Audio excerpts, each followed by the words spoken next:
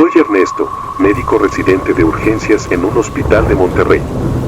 Si algo aprendí en mis años de formación es que la madrugada siempre guarda lo más extraño, y la noche del 14 de octubre de 2017 fue una de esas en las que sientes que la realidad se dobla, como si estuvieras atrapado en un mal sueño del que nunca te despiertas. Todo empezó alrededor de las 2:30 de la mañana. Esa hora en la que el hospital parece respirar más lento.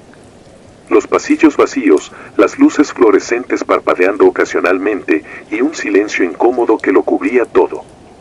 Yo estaba terminando de escribir un informe cuando la puerta automática de la sala de urgencias se abrió lentamente.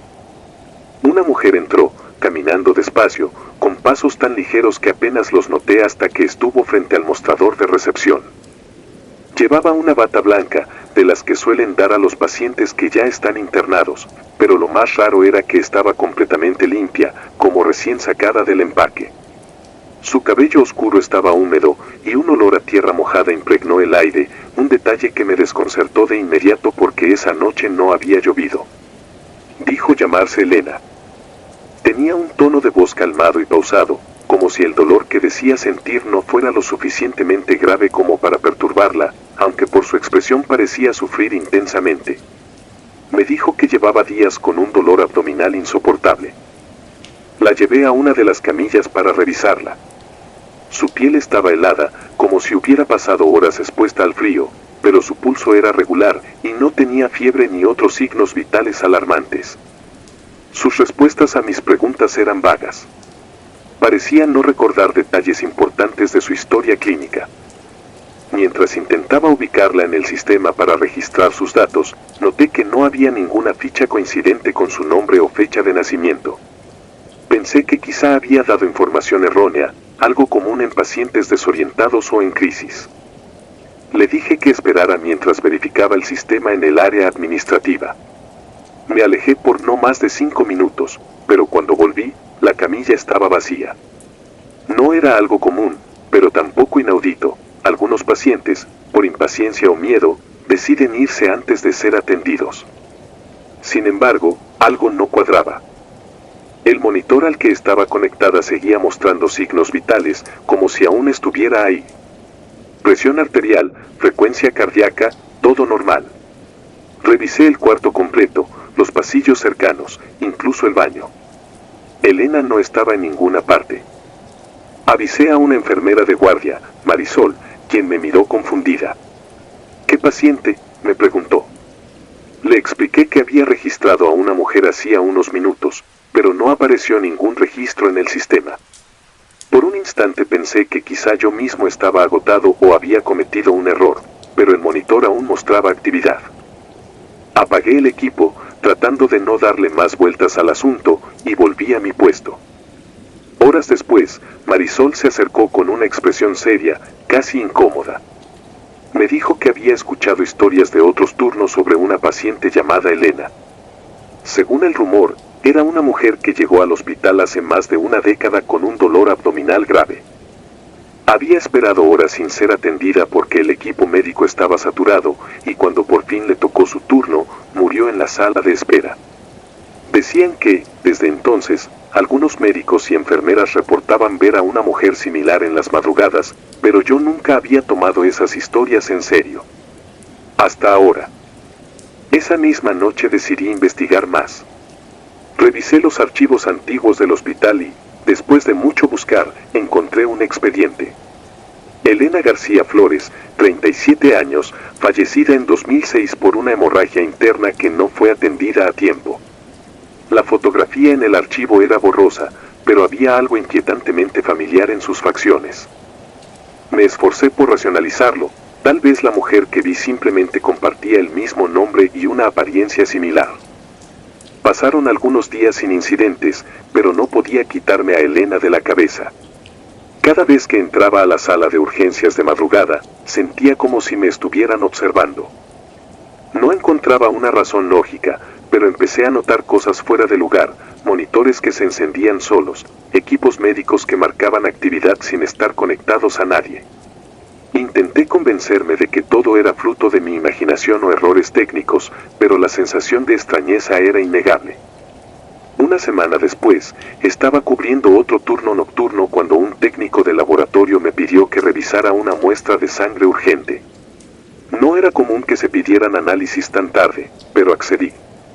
Mientras cruzaba el pasillo para recogerla, vi una figura parada al final, cerca de la sala de espera. Era una mujer. Estaba de espaldas, pero su cabello húmedo y la bata blanca la delataban. Era Elena. Caminé rápidamente hacia ella, pero antes de que pudiera alcanzarla, giró la esquina y desapareció. Esa noche decidí hablar con un médico mayor, el doctor Zamora, quien llevaba más de 30 años trabajando en el hospital. Cuando le mencioné lo que había visto, su rostro se tornó pálido. Me confesó que él también había visto cosas extrañas en ese turno, pero siempre prefirió mantenerse al margen. Me recomendó que dejara de buscar explicaciones y me enfocara en mi trabajo, pero para mí ya era imposible ignorarlo. Una madrugada, mientras revisaba los monitores de los pacientes, la vi de nuevo. Estaba de pie junto a una de las camas, mirando fijamente al paciente que estaba internado. Su rostro tenía una expresión vacía, casi triste. Mi corazón se aceleró mientras intentaba acercarme, pero en un abrir y cerrar de ojos, ya no estaba. Lo más aterrador fue que el paciente, quien estaba en condición estable, falleció inexplicablemente minutos después. Desde entonces, los avistamientos de Elena se hicieron más frecuentes, pero siempre eran fugaces, como una sombra que apenas alcanzas a distinguir. Empecé a sentirme paranoico. Mi desempeño en el trabajo se vio afectado, y algunos compañeros comenzaron a notarlo. Decidí tomar un descanso y evitar los turnos nocturnos por un tiempo, pero incluso en mi ausencia, los reportes continuaron. Hace poco, mientras revisaba un expediente en mi computadora, el monitor comenzó a fallar. La pantalla parpadeó y luego se apagó por completo. Cuando volvió a encenderse, en lugar del documento que estaba viendo, apareció un nombre en letras grandes y claras: Elena García Flores. El archivo no existía en el sistema, y cuando intenté buscarlo de nuevo, no hubo rastro alguno. No sé cómo explicar lo que ocurrió aquella noche de 2017 ni las cosas que vinieron después. Algunos dicen que los hospitales están llenos de energía acumulada, de historias que se niegan a terminar. Quizá Elena sigue esperando el turno que nunca llegó, atrapada en un ciclo interminable de angustia y desesperación. O tal vez no es Elena en absoluto, sino algo que adopta su forma para recordarnos que, en este lugar, las vidas que salvamos y las que se pierden dejan una huella que no podemos ignorar. Aunque trato de seguir adelante, cada vez que cruzo los pasillos de madrugada, no puedo evitar mirar de reojo, esperando no encontrarme nuevamente con su silueta. No sé si algún día podré olvidarla, pero algo en mí me dice que ella no ha olvidado este lugar. La mujer de la bata roja. Trabajar de noche en un hospital siempre tiene algo extraño, como si el edificio mismo cambiara de personalidad. Hay algo en la quietud, en el sonido de los monitores y en la penumbra de los pasillos que te hace sentir que el tiempo fluye de una manera distinta. Durante el día, todo parece racional, el bullicio de pacientes, médicos y enfermeras llena cada rincón. Pero en la noche, especialmente en Oaxaca, donde los hospitales suelen tener una historia tan vieja como la ciudad misma, es como si algo más despertara. Algo que no pertenece al presente. Mi nombre es Rafael, soy enfermero y llevo más de 10 años trabajando en este hospital. Pensé que ya había visto todo. Accidentes terribles, muertes repentinas, casos que desafían la medicina, pero nada me había preparado para lo que ocurrió hace un par de meses, durante una de mis guardias nocturnas. No he vuelto a ser el mismo desde entonces. Era un viernes. Recuerdo que la noche estaba particularmente tranquila, lo cual, en retrospectiva, siempre es una señal de que algo fuera de lo común está por suceder. Los viernes suelen ser un caos, pacientes intoxicados, accidentes de tránsito y emergencias que no paran de llegar. Pero esa noche había una calma incómoda en el aire. Apenas teníamos 3 pacientes en urgencias, todos estables, y los pasillos estaban vacíos, salvo por 1 o 2 enfermeras caminando de un lado a otro. Todo empezó alrededor de las 2 de la mañana. Estaba revisando unas fichas médicas en la estación de enfermería, cuando escuché un ruido fuerte que provenía del baño de mujeres, como si alguien hubiera cerrado la puerta de golpe. Era extraño, porque hasta donde yo sabía, nadie estaba por ahí en ese momento. Decidí ignorarlo. No sería la primera vez que una corriente de aire hacía algo parecido, o al menos eso quise creer. Unos minutos después, una de las pacientes ingresadas salió corriendo de su habitación. Era una mujer joven, de unos 30 años, que había sido hospitalizada por una fuerte infección respiratoria. Su rostro estaba pálido, y aunque no dijo nada, su expresión hablaba por sí sola, estaba aterrada. Se dirigió directamente al baño, casi tropezándose en el camino. Me levanté para seguirla, pensando que tal vez había tenido una crisis de ansiedad o algo similar. Cuando llegué al baño, la encontré de pie frente al espejo, mirando fijamente su propio reflejo. Sus manos temblaban y parecían no poder articular palabra. Fue entonces cuando noté que sus ojos estaban hinchados de llorar. Intenté calmarla, aunque en el fondo algo me decía que no era simplemente un ataque de nervios. Finalmente, después de unos segundos eternos, señaló hacia el pasillo y salió corriendo de nuevo hacia su habitación, cerrando la puerta con fuerza tras de sí. Al regresar al pasillo, miré hacia donde ella había señalado. Todo parecía normal al principio, pero entonces lo noté. En el suelo había algo que no debería estar ahí, una pequeña mancha de color rojo, como si alguien hubiera caminado con los zapatos empapados en algún líquido. La mancha seguía un patrón irregular que terminaba justo frente a la puerta del baño. No había pacientes con heridas abiertas esa noche, y las habitaciones estaban lo suficientemente lejos como para descartar que alguien hubiera dejado ese rastro. Mi primer impulso fue revisar las cámaras de seguridad. El hospital cuenta con un sistema de cámaras instalado en varios puntos estratégicos, incluyendo los pasillos principales y las entradas. Me dirigí al cuarto de monitoreo, donde uno de los vigilantes, un hombre llamado Luis, estaba de turno. Le pedí que revisara las grabaciones de los últimos minutos en el pasillo frente al baño. Luis, acostumbrado a las solicitudes absurdas del personal de noche, lo hizo sin preguntar. Ahí fue cuando lo vimos. En la pantalla, el pasillo parecía vacío durante varios segundos. De repente, una figura apareció caminando lentamente, vestida con una bata de un rojo intenso. Su andar era extraño, casi como si flotara, y aunque la cámara captaba claramente su presencia, no había detalles en su rostro. Era como una silueta humana difusa, sin identidad, que se deslizaba por el pasillo hasta detenerse justo frente al baño. Luego, desapareció. No salió de cuadro, no se desvaneció poco a poco, simplemente dejó de estar ahí. Luis y yo nos quedamos en silencio. Fue un silencio pesado, uno que no necesitaba palabras. Ambos sabíamos que lo que habíamos visto no tenía explicación.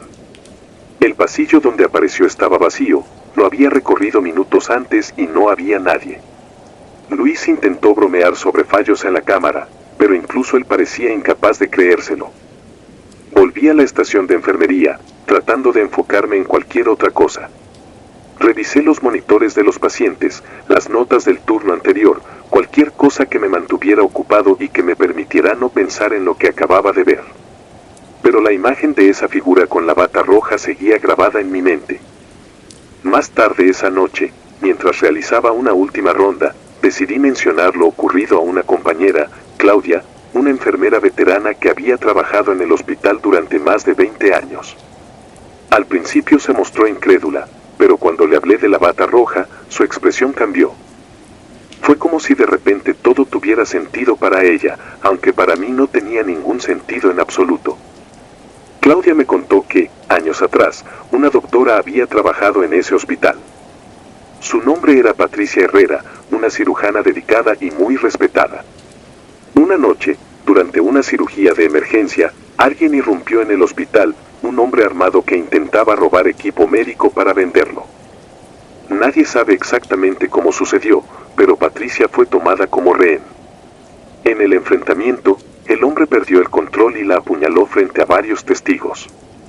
La doctora murió desangrada en ese mismo pasillo, mientras el atacante escapaba.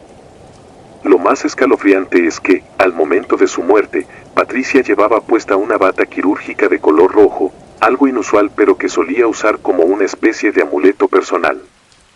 Desde entonces, se decía que su figura aparecía en el hospital, especialmente en las noches tranquilas como aquella.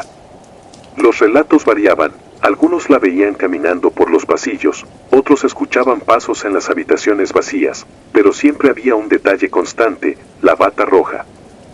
Esa noche no pude dormir cuando llegué a casa. Cerré los ojos, pero cada vez que lo hacía, veía la figura de la cámara. Sentí que cada rincón de mi mente estaba invadido por la idea de que ella seguía ahí, atrapada en un lugar que ya no le pertenecía. Desde entonces, las noches en el hospital no volvieron a ser las mismas para mí. Cada vez que paso por ese pasillo, miro de reojo, esperando no verla. Pero a veces siento que ella está ahí, esperando ser notada, esperando algo que tal vez nunca podrá obtener. No sé si lo que vimos esa noche fue real o si nuestras mentes estaban jugando con nosotros. Pero lo que sí sé es que el hospital guarda historias que no siempre pueden explicarse con ciencia o razón. Y algunas de esas historias, como la de Patricia Herrera, parecen no querer desaparecer. La monja silenciosa. Trabajar en un hospital del centro histórico de la Ciudad de México es como habitar un lugar atrapado entre el pasado y el presente. Por un lado, están las vidas que salvamos a diario, las urgencias, el caos de un sistema que nunca descansa. Pero por otro lado, están las paredes viejas que cuentan historias que nadie quiere escuchar. Este hospital, uno de los más antiguos de la ciudad, fue construido sobre un antiguo convento, algo que muchos no saben o prefieren ignorar. Yo tampoco le daba importancia, hasta que una madrugada entendí que los edificios antiguos no solo guardan historias, sino también algo más. Era una noche como cualquier otra en mi turno de farmacia. Mi trabajo consiste en garantizar que los medicamentos estén disponibles para los médicos y enfermeras que los necesitan, así que paso muchas horas organizando, revisando y registrando inventarios.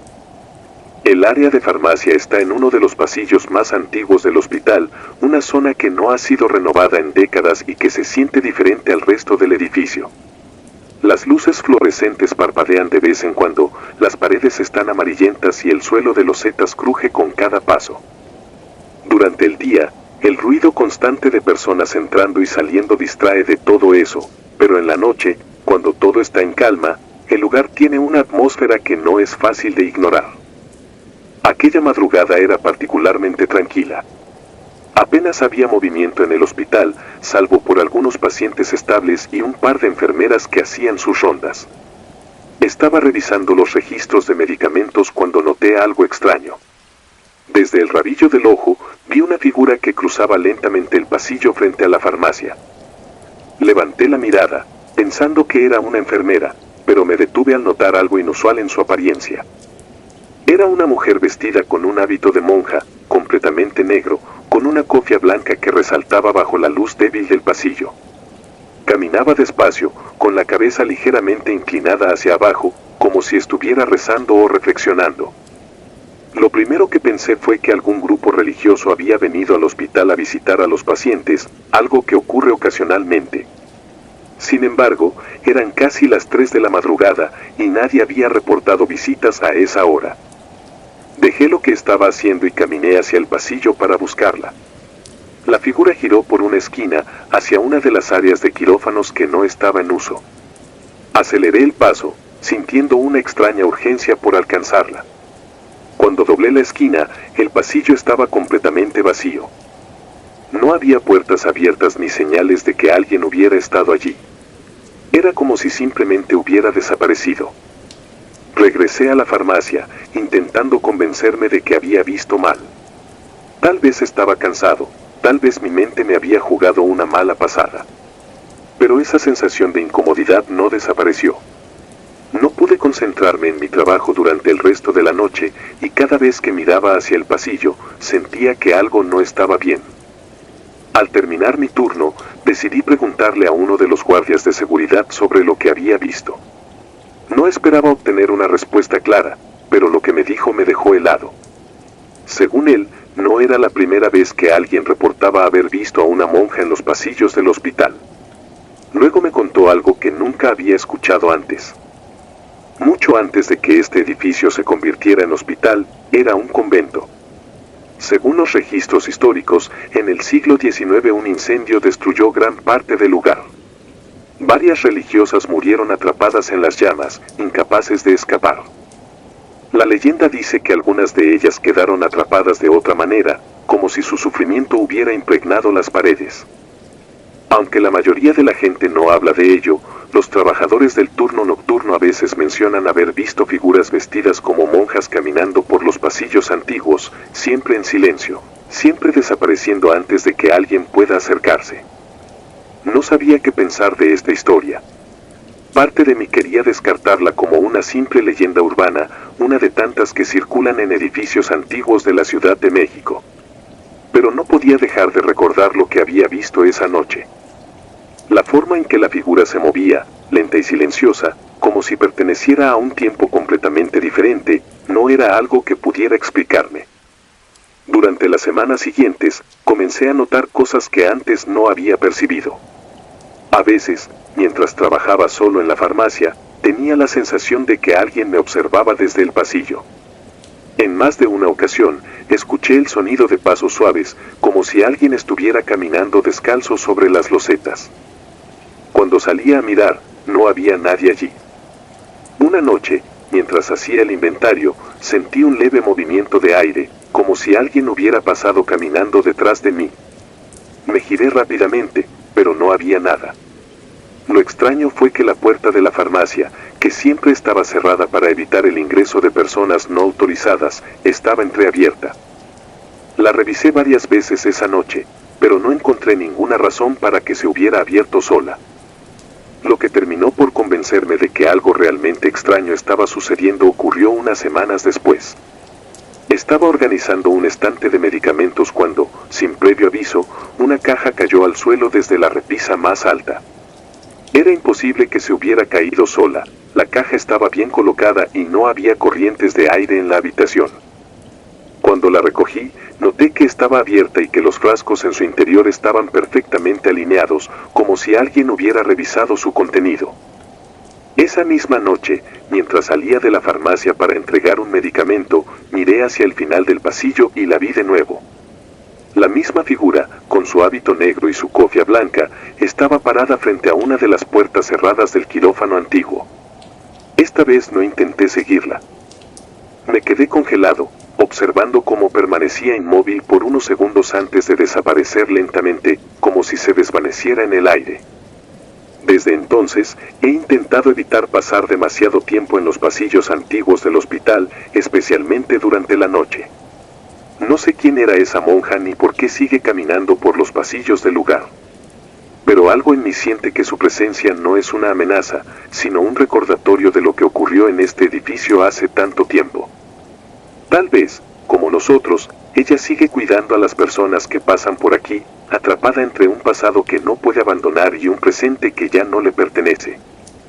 A veces, cuando las noches están en calma y el hospital parece dormido, me pregunto si volveré a verla. Y aunque trato de mantenerme ocupado y concentrado en mi trabajo, no puedo evitar sentir que, de alguna manera, ella siempre está ahí, observando desde las sombras del pasillo perdido.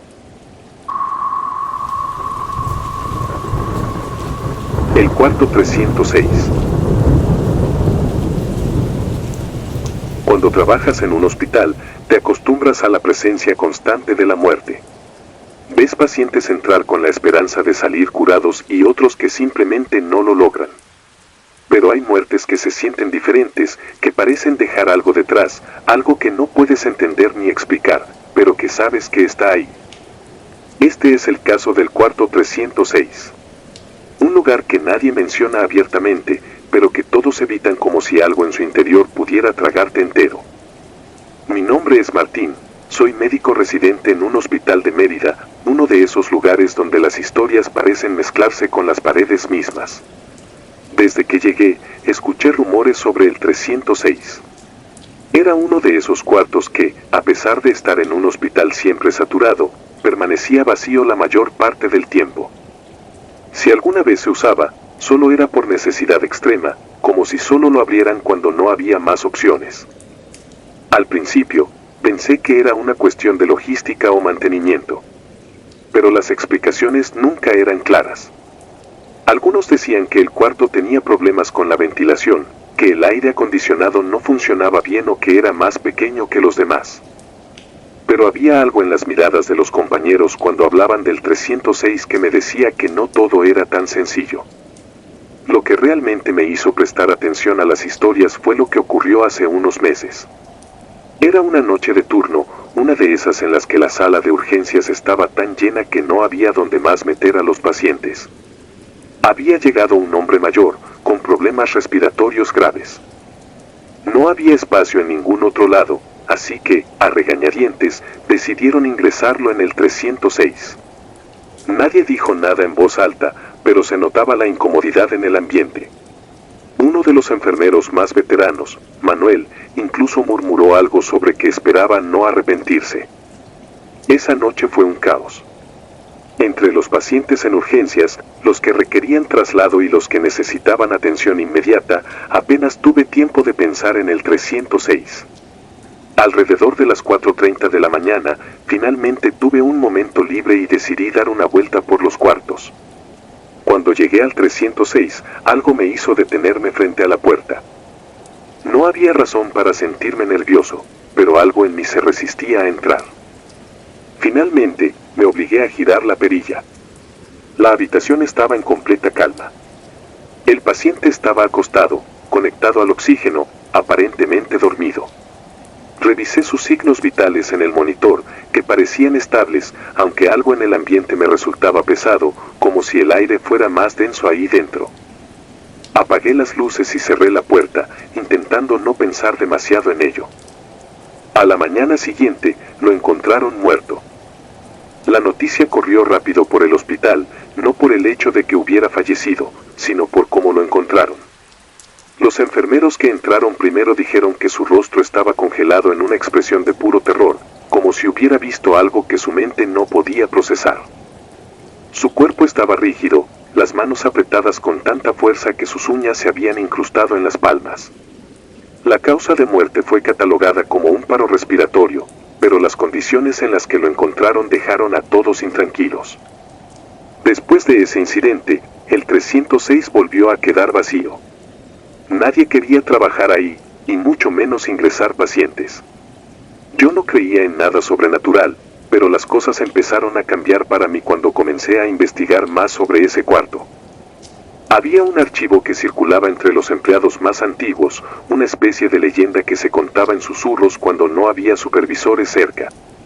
Según esa historia, muchos años atrás, una mujer había muerto en el 306. La paciente, llamada Teresa López, había llegado al hospital con un caso grave de peritonitis. Las cosas se complicaron, y debido a un error en el diagnóstico inicial, no fue llevada a cirugía a tiempo. Murió en la madrugada, después de pasar horas gritando de dolor, pidiendo ayuda que nunca llegó. Lo que hacía que esta historia fuera diferente a otras tragedias hospitalarias era lo que Teresa supuestamente había dicho antes de morir. Según los pocos testigos que estuvieron presentes, maldijo a los médicos, a las enfermeras, al hospital entero. Juró que nadie más encontraría paz en ese cuarto, que su dolor sería una marca imborrable en esas paredes. Era fácil descartar esto como un simple rumor, pero mientras más investigaba, más coincidencias encontraba. En los últimos años, cada paciente ingresado al 306 había muerto, a menudo de manera inesperada. Las causas de muerte variaban, pero todas tenían algo en común: los cuerpos eran encontrados con expresiones de terror. Unos días después de la muerte del hombre mayor, algo extraño ocurrió durante mi guardia. Estaba en la estación de enfermería, revisando expedientes, cuando noté que una de las luces del panel de habitaciones comenzó a parpadear. Era la del 306. El cuarto estaba vacío desde el incidente, así que asumí que era un fallo eléctrico. Aún así, decidí subir a revisar. Cuando llegué, la puerta estaba cerrada. Giré la perilla y entré. La habitación estaba completamente oscura. El aire era más frío de lo habitual, como si el aire acondicionado estuviera al máximo, aunque el sistema del hospital apenas funcionaba en otras áreas. Revisé el monitor de signos vitales, que estaba apagado, pero el parpadeo de la luz indicadora seguía activo. Mientras estaba ahí, comencé a sentir algo que nunca había experimentado antes. Era como si la habitación me observara, como si yo fuera el intruso. Después de esa noche, mi perspectiva cambió. Ya no podía ignorar las historias. Comencé a notar detalles que antes no me parecían importantes. El personal de limpieza evitaba entrar al 306, las enfermeras lo pasaban de largo sin siquiera mirar, y cada vez que alguien mencionaba ese número, las conversaciones se volvían tensas. Pero lo que más me perturbó ocurrió unas semanas después. Había terminado mi turno y estaba a punto de salir del hospital cuando vi algo que todavía no puedo borrar de mi mente. Pasé frente al pasillo donde se encontraba el 306 y, por puro instinto, giré la cabeza hacia la puerta. Estaba entreabierta, aunque sabía que debería estar cerrada con llave. Fue entonces cuando noté una sombra alargada que parecía moverse dentro del cuarto. No podía ser mi reflejo ni el de nadie más, porque no había ninguna luz que proyectara sombras de esa manera.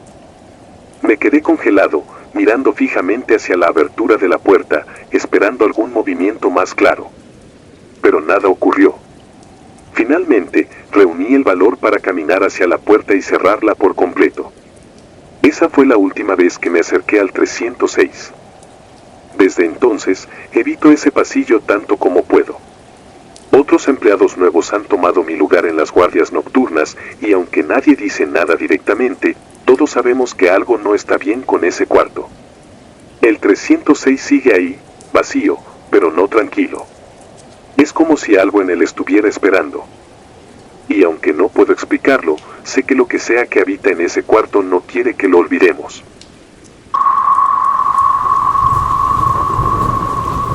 El amuleto del paciente. La muerte, para quienes trabajamos en un hospital, es una visitante frecuente. Aprendemos a aceptarla, a mirarla como parte de nuestro día a día, aunque en ocasiones lo hace con un rostro que no olvidamos jamás. En 2018, mientras trabajaba como médico en un hospital de San Luis Potosí, experimenté algo que me hizo cuestionar no solo mi profesión, sino mi propia cordura. Lo que ocurrió me marcó tanto que incluso ahora, años después, no logro dejarlo atrás. Era un hospital viejo, construido en los años 70, con muros que comenzaban a mostrar el paso del tiempo. Aunque las instalaciones funcionaban bien, el edificio parecía haber absorbido las energías de las miles de vidas y muertes que habían sucedido en su interior. Trabajaba en la consulta externa, atendiendo pacientes todos los días en un pequeño consultorio al final del pasillo principal. Mi rutina era siempre la misma, y aunque a veces los casos eran difíciles, me sentía confiado en mi capacidad para manejar lo que fuera que llegara a mi puerta. Todo cambió una tarde de marzo. Era casi el final de mi turno cuando ingresó un paciente que no olvidaré nunca. Era un hombre mayor, probablemente de unos 70 años, aunque parecía mucho más viejo. Tenía el cabello ralo, el rostro delgado y unas manos que temblaban constantemente.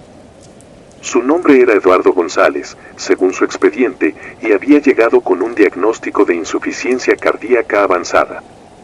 Sabíamos que su pronóstico era sombrío, no quedaba mucho que pudiéramos hacer por él, salvo mantenerlo cómodo.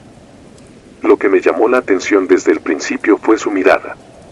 No parecía estar asustado ni ansioso como la mayoría de los pacientes en su condición. En lugar de eso, había algo en sus ojos que no lograba descifrar, algo entre resignación y una extraña certeza, como si supiera algo que el resto de nosotros no. Pasó la consulta en silencio la mayor parte del tiempo, respondiendo mis preguntas con movimientos breves de la cabeza o murmullos casi inaudibles. Al terminar, extendió su mano temblorosa y me ofreció algo pequeño. Era un amuleto tallado en madera oscura, del tamaño de una nuez. Tenía una forma extraña, como una figura abstracta que no pude identificar del todo. Al principio, intenté negarme, no era raro que los pacientes quisieran agradecer de formas inusuales, pero algo en ese objeto me incomodaba. Sin embargo, Eduardo insistió, colocándolo en mi mano antes de salir del consultorio. Esa misma noche, Eduardo falleció. La noticia no fue una sorpresa, pero dejó en mí una sensación de inquietud difícil de describir. Regresé a casa con el amuleto en el bolsillo, planeando deshacerme de él, pero al final terminé dejándolo en mi escritorio, entre un montón de papeles y bolígrafos. No pensé mucho en ello hasta que las cosas empezaron a cambiar. Los primeros días no noté nada extraño. Mi rutina siguió igual, pero pronto comenzaron a suceder cosas que no podía explicar. Una mañana, mientras estaba en consulta, mi bolígrafo se deslizó de la mesa y cayó al suelo. Lo recogí sin darle importancia, pero un par de minutos después, el estetoscopio, que había dejado colgado en un gancho, cayó también. Me reí nerviosamente, pensando que tal vez no lo había colocado bien. Pero luego, esa misma tarde, una pila de expedientes que estaba perfectamente apilada se volcó sin razón aparente, esparciendo papeles por todo el piso. Al principio, traté de atribuirlo todo al cansancio. Tal vez estaba distraído, tal vez no estaba siendo cuidadoso. Pero los incidentes comenzaron a volverse más frecuentes y más extraños. Una noche, mientras revisaba documentos en casa, noté que el amuleto que había dejado en mi escritorio estaba en un lugar diferente. Lo había colocado junto a mi computadora, pero ahora estaba en el otro extremo de la mesa. Pensé que tal vez lo había movido sin darme cuenta, pero algo en el objeto parecía diferente. La madera, que antes era opaca, ahora parecía tener un brillo tenue, como si estuviera húmeda. Los días siguientes fueron peores. Empecé a tener accidentes en el hospital. Tropecé con mi propio escritorio, me corté con una aguja mientras preparaba una inyección, y en una ocasión, resbalé en un piso que estaba perfectamente seco. Mis compañeros comenzaron a notarlo, haciéndome comentarios sobre mi aparente falta de coordinación. Pero yo sabía que algo más estaba sucediendo. Fue entonces cuando comenzaron las sombras. Al principio, las veía de reojo, moviéndose en los rincones del consultorio o pasando frente a la puerta cerrada. Siempre pensé que era mi imaginación, hasta que una tarde, mientras estaba solo en el consultorio, una sombra claramente definida cruzó frente a mí. Era alta, con una forma humana, pero parecía carecer de detalles, como si fuera solo una figura vacía. Esa noche, decidí deshacerme del amuleto. Lo envolví en una bolsa de papel y lo llevé al hospital, con la intención de tirarlo en el incinerador donde se desechan los materiales médicos. Sin embargo, algo me detuvo. Mientras caminaba hacia el incinerador, sentí un peso en el pecho, como si una mano invisible me presionara. Me detuve en seco y cambié de dirección, llevándolo en su lugar al patio trasero del hospital, una zona donde casi nunca iba nadie. Con las manos temblorosas, cavé un hoyo pequeño en la tierra y enterré el amuleto. Me aseguré de cubrirlo bien y regresé al hospital, sintiéndome aliviado por primera vez en semanas. Pensé que todo había terminado. Pero no fue así. Esa misma noche, mientras dormía, desperté de repente con la sensación de que alguien estaba en mi habitación.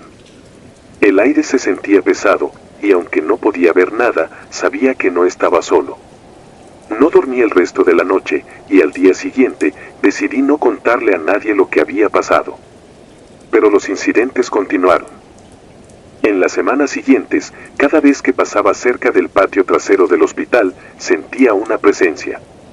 No puedo explicarlo, pero era como si algo me llamara desde la tierra. Intenté evitar esa área, pero a veces, cuando terminaba mis turnos nocturnos, juraría escuchar mi nombre, no con sonido, sino como un pensamiento forzado en mi mente, proveniente de algún lugar muy profundo. No sé si lo que ocurrió fue real o si mi mente, afectada por el cansancio, empezó a jugarme trucos. Pero desde aquel día, no he vuelto a tocar nada que no entienda. El amuleto sigue enterrado en el patio, pero a veces siento que no se quedó ahí del todo. Algo de él me sigue, algo que no entiendo y que tal vez nunca entenderé. Lo único que sé es que ese paciente no solo dejó su vida en el hospital, sino también algo más. Algo que nunca debió dejarse atrás. La figura de madera. Como médico, aprendes rápido a lidiar con lo inexplicable. La vida y la muerte son compañeras constantes, y aunque la ciencia ofrece respuestas para casi todo, hay momentos en los que lo desconocido se cuela en las grietas de la rutina diaria. Crees estar preparado, pero hay cosas que ni la experiencia ni los años pueden explicarte.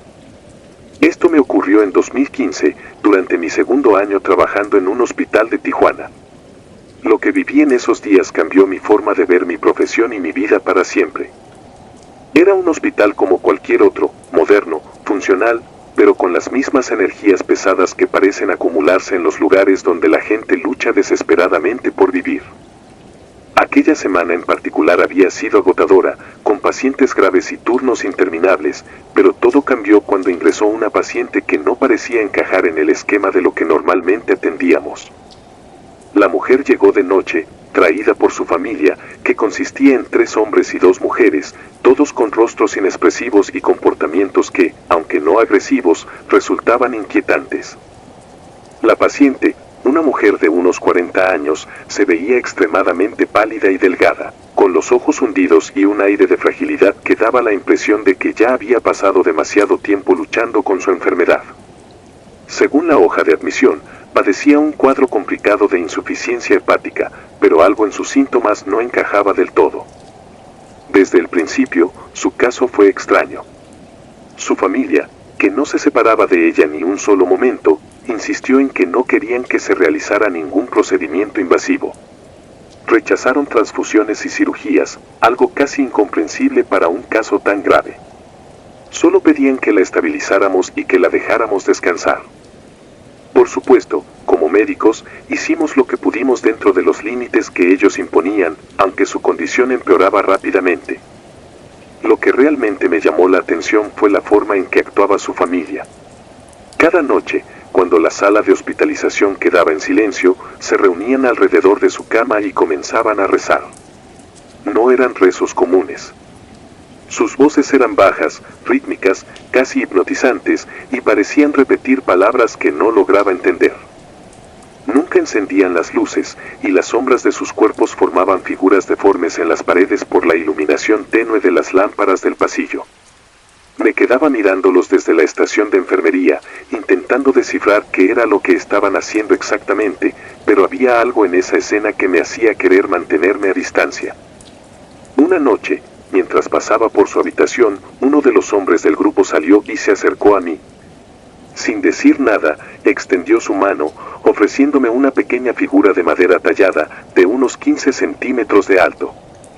Era un objeto rudimentario, con una forma humana grotesca. Los brazos eran alargados, la cabeza grande y sin rostro, y los pies parecían fusionarse con una especie de pedestal. La madera estaba pulida, como si alguien hubiera pasado horas lijándola, pero el diseño en sí era inquietante. El hombre solo dijo: «Esto protegerá el lugar». Sin esperar respuesta, regresó al interior de la habitación, cerrando la puerta tras de sí. Esa noche no pude quitarme la figura de la cabeza. La coloqué en mi escritorio, junto a los expedientes, y seguí trabajando. Pero mientras la noche avanzaba, una serie de cosas empezaron a suceder que me hicieron sentir que algo no estaba bien. En un principio, fueron pequeñas cosas. Luces que parpadeaban en los pasillos, monitores que emitían alarmas breves pero sin motivo aparente, y el aire acondicionado que parecía funcionar de forma errática, dejando la sala a ratos sofocante y a ratos helada. Sin embargo, lo que realmente me inquietó ocurrió pasadas las 3 de la madrugada. Mientras revisaba los expedientes en la estación de enfermería, vi algo en el reflejo del vidrio que daba hacia el pasillo. Eran sombras moviéndose, rápidas y desordenadas, como si varias personas estuvieran corriendo de un lado a otro. Me levanté y caminé hacia el pasillo, pero no había nadie allí. Lo más perturbador fue el sonido que vino después. En el silencio de la madrugada, escuché lo que parecían risas, breves y distantes, pero no eran de niños, ni siquiera de adultos comunes. Había algo extraño en ellas, algo que me helaba la sangre. No parecían provenir de un lugar específico, sino que flotaban en el aire, como si el sonido no tuviera un origen claro. Regresé a la estación de enfermería y noté que la figura de madera seguía sobre el escritorio. Algo en su forma parecía diferente, como si la madera hubiera cambiado de textura o como si las líneas talladas hubieran ganado profundidad. Me sentí observado, como si esa cosa estuviera viva de alguna manera. Al día siguiente, al terminar mi turno, fui a revisar la habitación de la paciente para actualizar su expediente. Lo que encontré me dejó perplejo. La cama estaba perfectamente hecha, como si nadie hubiera dormido ahí, y la habitación estaba vacía. No había señales de la paciente ni de su familia. Pregunté a las enfermeras del siguiente turno, pero ninguna sabía qué había pasado. El sistema no mostraba registro de un alta y ningún médico había autorizado su traslado. Era como si nunca hubieran estado ahí. Horas después, el jefe de la sala pidió que revisáramos las cámaras de seguridad para entender qué había ocurrido. Lo que vimos fue desconcertante. A las 4:17 de la mañana, la familia salió de la habitación caminando en fila, uno tras otro, con pasos lentos y sincronizados. La paciente estaba con ellos, pero no caminaba, parecía flotar, con los pies suspendidos a unos centímetros del suelo, mientras los demás la llevaban como si no pesara nada. Las cámaras mostraron cómo avanzaron por los pasillos hasta llegar a una de las salidas laterales, pero nunca los vimos cruzar las puertas. Simplemente desaparecieron del cuadro. Nadie pudo darme una explicación lógica. No se reportó ningún escape, ni nadie vio a esa familia salir del hospital. Después de ese incidente, la figura de madera seguía en mi escritorio, como un recordatorio inquietante de lo que había pasado. Pensé en deshacerme de ella muchas veces, pero algo me lo impedía, como si al hacerlo pudiera desencadenar algo peor. Con el tiempo, comenzaron a circular rumores entre el personal. Algunos decían que la figura de madera estaba maldita, que los rezos de la familia eran parte de algún ritual para mantener a la paciente con vida, y que, al morir, algo más había salido con ellos.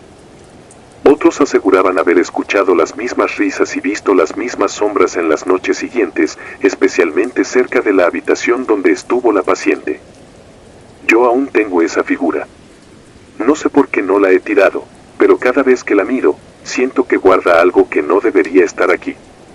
Algo que me sigue recordando que, en el mundo de la medicina, no todas las cosas pueden ser diagnosticadas ni curadas.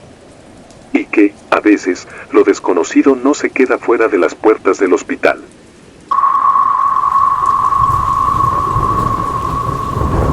El niño que nunca salió del hospital. Hay algo en los hospitales que se siente diferente en la noche. Durante el día, el bullicio de pacientes, familiares y personal médico llena cada rincón, creando una atmósfera de vida y movimiento. Pero cuando cae la noche, esos mismos pasillos se transforman en un lugar desolado, casi opresivo, como si algo más tomara posesión del espacio vacío. Para muchos, son solo supersticiones o producto del cansancio. Pero yo sé que hay algo más.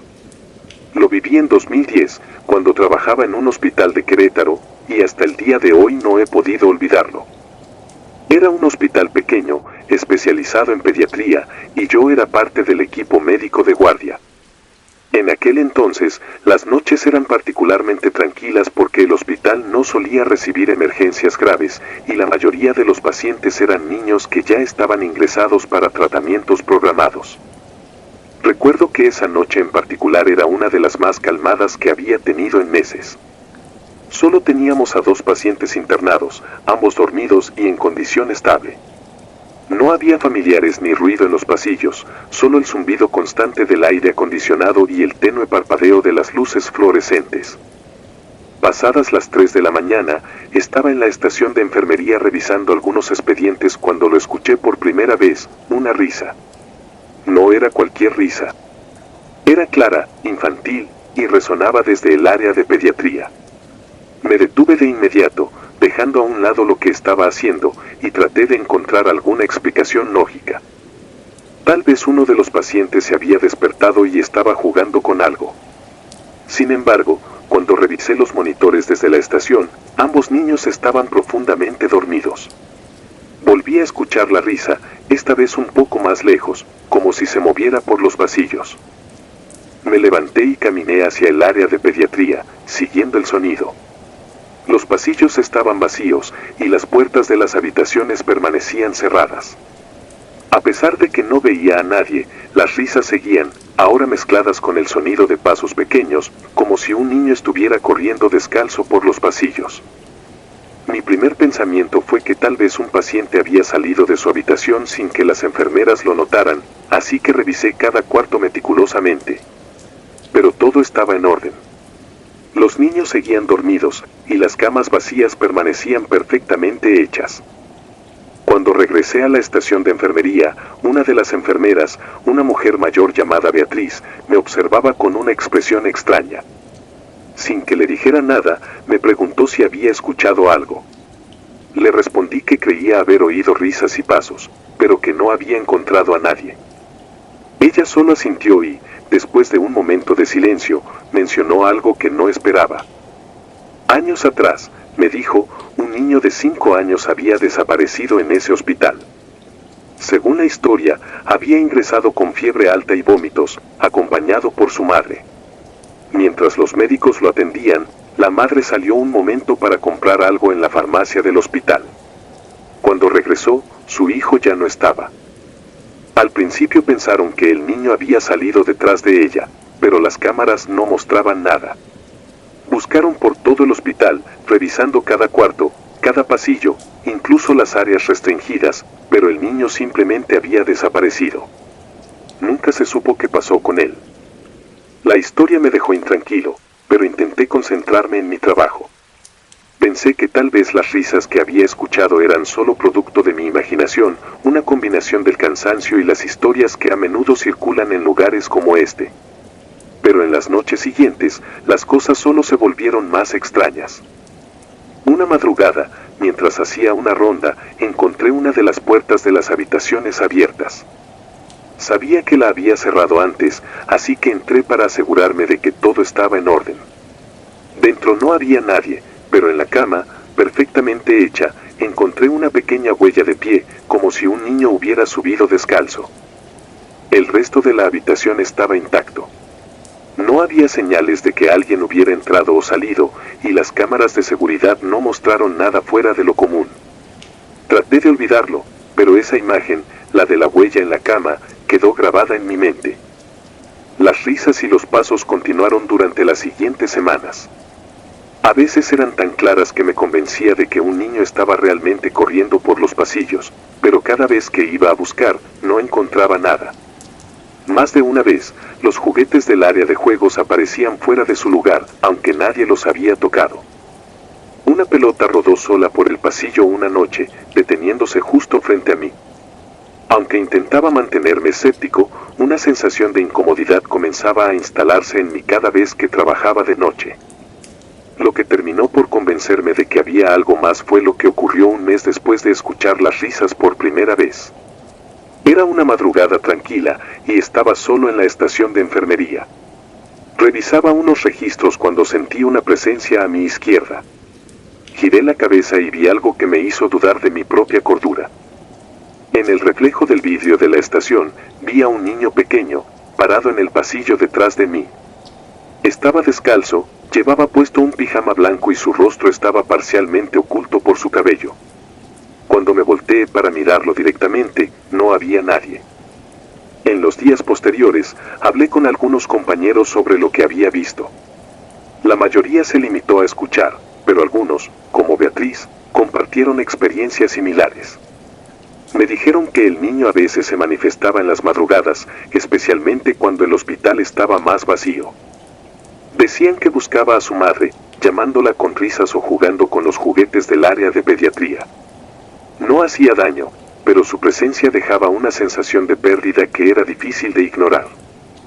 Desde entonces, las noches en el hospital nunca fueron las mismas para mí. Aunque intentaba mantener la calma, siempre estaba alerta, esperando escuchar las risas o los pasos en los pasillos. A veces, cuando cierro los ojos, puedo ver su figura parada en el reflejo, mirándome desde la distancia.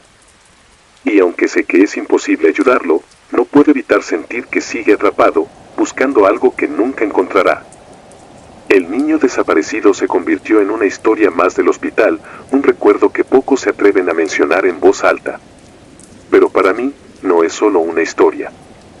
Es una presencia que todavía siento, un recordatorio de que hay cosas que no podemos entender, cosas que nunca deberían quedarse en un lugar donde la vida y la muerte se cruzan todos los días. El médico del tercer turno. Hay cosas que los hospitales no te enseñan en los libros ni en las prácticas. Como médico, te preparas para enfrentarte a emergencias, diagnósticos complejos y decisiones que pueden cambiar vidas. Pero nunca te enseñan qué hacer cuando te encuentras con algo que no puedes explicar, algo que desafía todo lo que crees saber. Lo aprendí de la peor manera durante mi internado en la Ciudad de México, en el Hospital General. Lo que viví en ese lugar me sigue persiguiendo hasta el día de hoy. Era 1998, un año lleno de incertidumbre para mí. Estaba a mitad de mi internado, trabajando en la sala de traumatología, un lugar donde las madrugadas eran tan caóticas como silenciosas.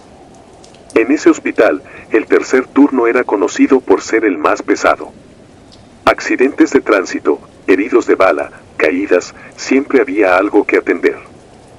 Pero también era un horario que tenía su propia reputación. Entre los internos circulaban historias sobre el del tercer turno. Nadie sabía su nombre, pero muchos aseguraban haberlo visto. Un médico de aspecto cansado, con una bata gastada, que aparecía a medianoche para dar indicaciones, revisar pacientes o señalar errores en los expedientes. Lo describían con una precisión inquietante, cabello canoso, rostro pálido y unas ojeras tan profundas que parecían hundirse en su piel. Yo nunca le di importancia a esas historias. Pensé que eran inventos de compañeros aburridos o supersticiosos. Después de todo, los hospitales están llenos de rumores y anécdotas exageradas. Pero una noche, todo cambió. Era un martes de octubre, cerca de la medianoche. Estábamos saturados, habían llegado varios pacientes graves tras un accidente en la carretera. Yo estaba revisando los expedientes en la pequeña estación de trabajo que teníamos en el pasillo de traumatología. El cansancio ya me pasaba factura. La luz fluorescente parpadeaba de manera irregular y el único sonido era el de los monitores cardíacos en las habitaciones cercanas. Entonces lo vi. Un hombre se detuvo en el extremo del pasillo, cerca de la puerta de una de las salas. Llevaba puesta una bata blanca que parecía haber pasado demasiadas horas en un hospital. No lo reconocí, lo cual me pareció extraño porque, en ese momento, conocía a casi todo el personal que trabajaba de noche. Me sorprendió que no hubiera escuchado sus pasos ni el sonido de la puerta al abrirse. Estaba simplemente ahí, de pie, mirando hacia una de las habitaciones. Sentí algo inexplicable, una presión en el pecho que no podía atribuir al cansancio. Había algo en su presencia que no cuadraba. Me levanté de mi asiento y caminé hacia él, con la intención de preguntarle si necesitaba ayuda. Pero antes de que pudiera decir algo, giró la cabeza y me miró directamente. Su rostro era exactamente como lo habían descrito mis compañeros, pálido, demacrado, con unas ojeras que parecían dibujar surcos en su piel. No dijo nada al principio, solo levantó una mano y señaló hacia la habitación que tenía frente a él. Luego habló, con una voz baja y firme que parecía cortar el aire: a ese paciente le falta un análisis. Fue lo único que dijo antes de dar media vuelta y caminar hacia el final del pasillo. Me quedé inmóvil por unos segundos, tratando de procesar lo que acababa de pasar. Cuando reaccioné, corrí hacia el final del pasillo, pero no había nadie. La puerta estaba cerrada, y las cámaras de seguridad, al revisarlas más tarde, no mostraron ninguna actividad inusual. Fue como si nunca hubiera estado allí. Decidí hacer lo que me había dicho, más por curiosidad que por otra cosa. Revisé el expediente del paciente que él había señalado.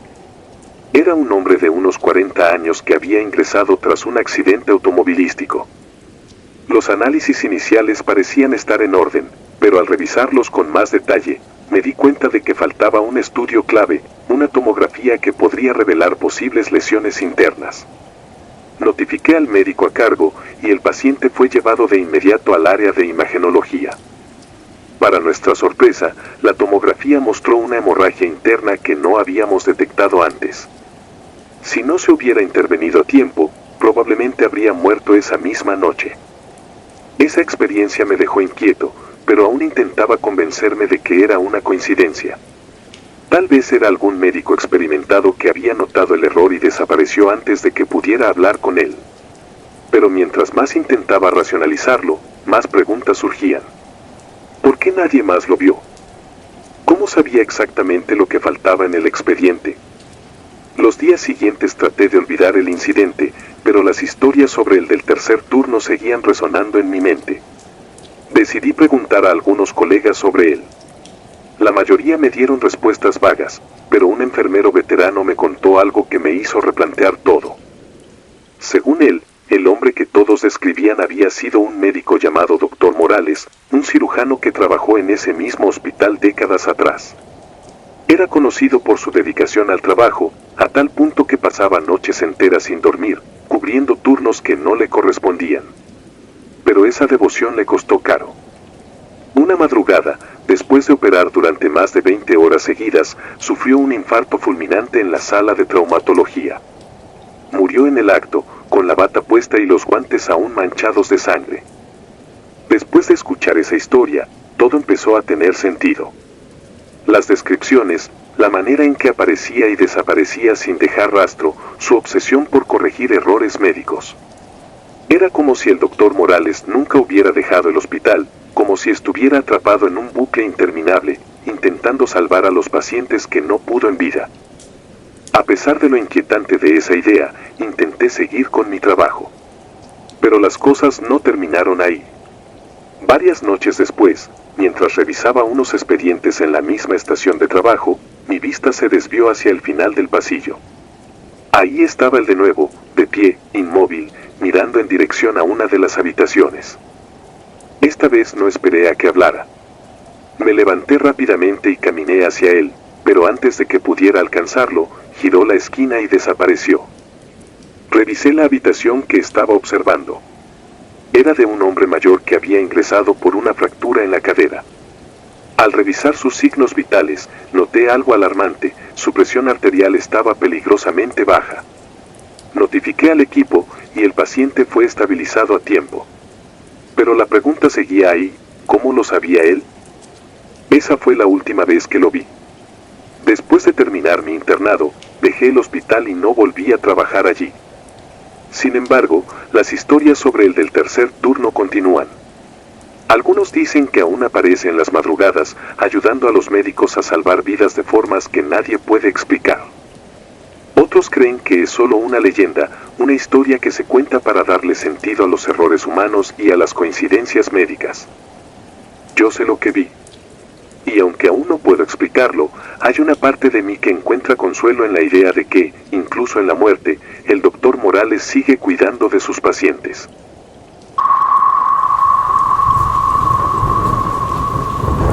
La cuna vacía. Trabajo como pediatra en un hospital de Guadalajara.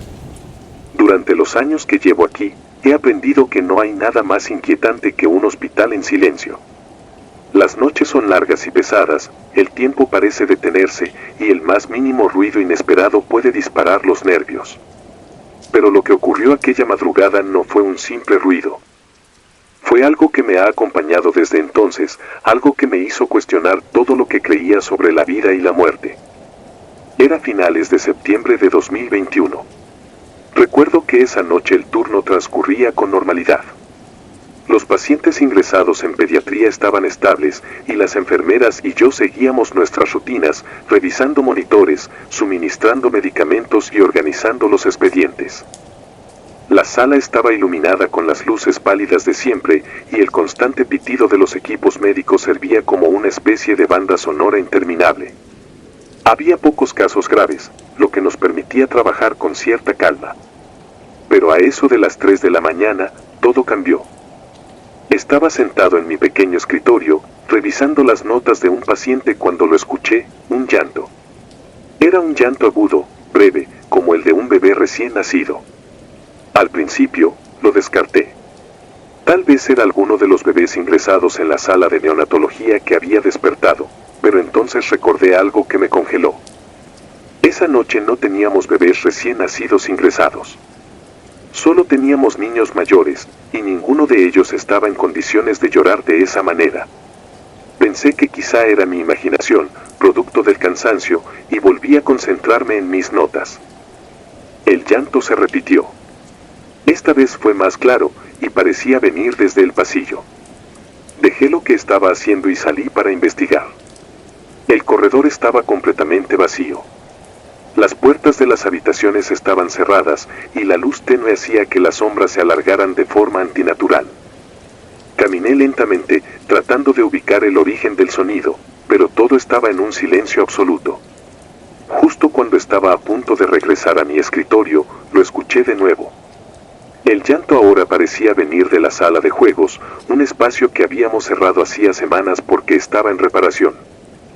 Abrí la puerta, esperando encontrar alguna explicación lógica, pero la sala estaba completamente vacía. Había juguetes esparcidos, pequeños carritos y peluches olvidados, pero no había señales de ningún bebé. Una cuna que habíamos trasladado ahí para almacenarla se balanceaba ligeramente, como si alguien la hubiera movido recientemente. Me acerqué, sintiendo que algo no estaba bien. Revisé el área, buscando alguna corriente de aire o algo que pudiera explicar por qué la cuna se movía, pero no había nada. La ventana estaba cerrada, y todo estaba en orden, como lo habíamos dejado. De vuelta en el pasillo, intenté convencerme de que solo era mi imaginación. Tal vez había sido una coincidencia, un ruido del edificio, algo que mi mente interpretó como un llanto. Sin embargo, cuando volví a mi escritorio, la sensación de inquietud no desapareció. Todo parecía demasiado extraño, demasiado fuera de lugar. Intenté concentrarme en mi trabajo, pero mi mente regresaba constantemente a la cuna balanceándose. A las 5 de la mañana, mientras terminaba de revisar los registros, una enfermera, Marta, pasó por mi lado y me miró con una expresión extraña. ¿Estás bien?, me preguntó. Asentí, aunque la verdad era que no me sentía bien en absoluto. Había algo en el ambiente esa noche, algo que no podía explicar. Marta se fue, pero antes de cruzar el pasillo, me dijo algo que se quedó grabado en mi mente: este lugar siempre está más pesado en septiembre. Decidí no darle importancia, pero más tarde, cuando mi turno estaba por terminar, recordé esas palabras. La curiosidad pudo más, y decidí preguntar a la jefa de piso, la enfermera Elvira, si sabía algo sobre lo que Marta había mencionado. Al principio, Elvira parecía reacia a hablar, pero después de un momento de silencio, me contó algo que nunca olvidaré. Hace unos años, antes de que yo comenzara a trabajar en el hospital, hubo un caso trágico en la sala de pediatría. Un bebé de pocos días de nacido fue ingresado con una infección grave.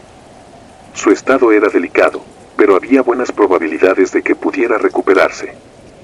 Sin embargo, debido a un error en la administración de medicamentos, el bebé falleció inesperadamente en plena madrugada.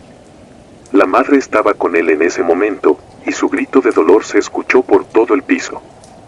Según lo que me contó Elvira, desde entonces, varios empleados habían reportado escuchar el llanto de un bebé en las noches de guardia, siempre en septiembre, cerca del aniversario de su muerte. No sabía qué pensar. Siempre he sido una persona práctica, alguien que busca explicaciones racionales para todo. Pero esa noche, las piezas encajaron de una manera que no pude ignorar. No solo había escuchado el llanto, también estaba la cuna, moviéndose sola, y la sensación constante de que algo no estaba bien en ese lugar. Las semanas siguientes fueron difíciles. Aunque intenté mantenerme concentrado en mi trabajo, no podía dejar de pensar en lo que había ocurrido.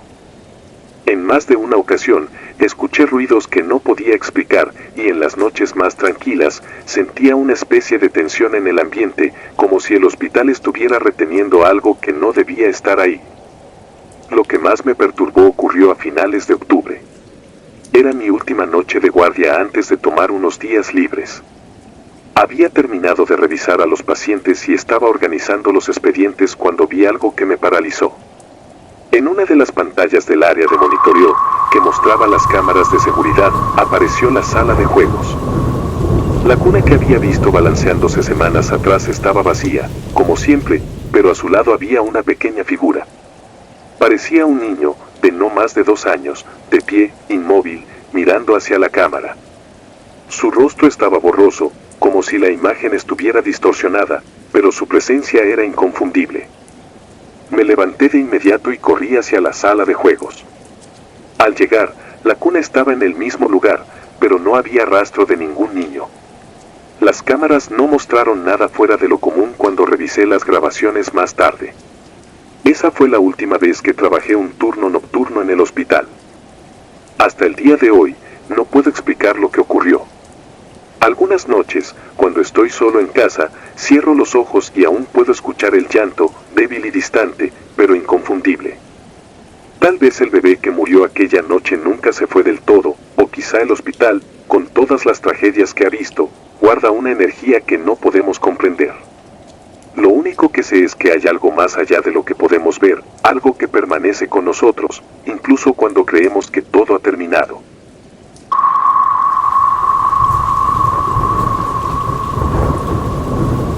Si te gustaron los relatos, nos gustaría que nos apoyaras con un like o un comentario. Y si no estás suscrita o suscrito, te invito a que lo hagas para que no te pierdas los relatos y las historias de Mr. Terror Maligno. Sin más, gracias por escucharnos, hasta el próximo video. Saludos.